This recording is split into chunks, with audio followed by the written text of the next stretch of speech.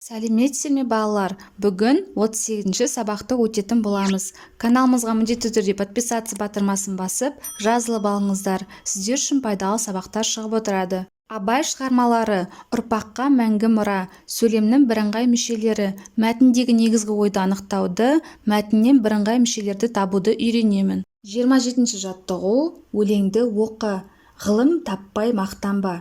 Ғылым таппай мақтанба, орын таппай баптанба, құмарланып шаттанба, ойнап босқа күлуге. 5 нәрседен қашық бол, 5 нәрсеге асық бол, адам болам десеңіз. Тілеуін өмірің алдында, оған қайғы жесеңіз. Өсек өтірік мақтаншақ, еріншек бекер мал шашпақ. 5 дұшпанын білсеңіз, талап еңбек терең ой, қанағат рақым ойлап қой. 5 асыл іс көнсеңіз, ғалым болмай немене, балалықты қисаңыз. Өлеңдегі негізгі ойды анықта. Өлеңдегі негізгі ой жақсы адам болу.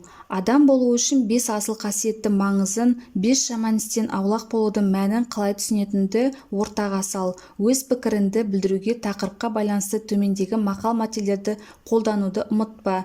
Өтірік сөз өрге баспас. Еріншектің ертеңі бітпес. Өтіріктің құйрығы бірақ тұтам. Бұл жерде еріншектің ертеңі бітпес деген мақал сай келеді. Бұл өлең жолдарында өсек, өтірік, мақтаншақ, еріншек, бекер мал шашпақ жаман қасиеттер екендігі айтылған. Еріншектің ертеңі бітпес дегендей, ерінбек, қажырлы еңбек етіп, адал нанымызды табуымыз керек. Сондықтан жақсы адам болу үшін жақсы пайдалы қасиеттерімізді дамытқанымыз дұрыс болады. Өлеңнен бірыңғай мүшесі бар сөйлемдерді тауып жаз. Бірыңғай мүшелер: өсек, өтірік, мақтаншақ, еріншек, бекер мал шашпақ. Талап еңбек терең ой, қанағат рақым ойлап қой. 28-ші жаттығу, көп нүктенің орнына бірыңғай мүшелерді қойып, мәтінді көшіріп жаз. Абай ұлы ақын, ол жастарды сауатты, тәрбиелі, еңбекқор болуға шақырады. Ақынды бүкіл дүние жүзі біледі. Бірыңғай мүшелер сөйлемнің қай мүшесі екенін айт. Бірыңғай сөйлем мүшесі анықтауыштан болып тұр. Бірінші, үшінші сөйлемдерді бірыңғай мүшелер бар сөйлемдерге айналдырып жаз. Абай танымал, білімді, қадірлі, ұлы ақын. Ақынды бүкіл дүние жүзі зиялы, еңбекқор, білімді, жанашыр деп біледі. Бірыңғай мүшені тап, оның сөйлемде қандай мүше болып тұрғанын айт.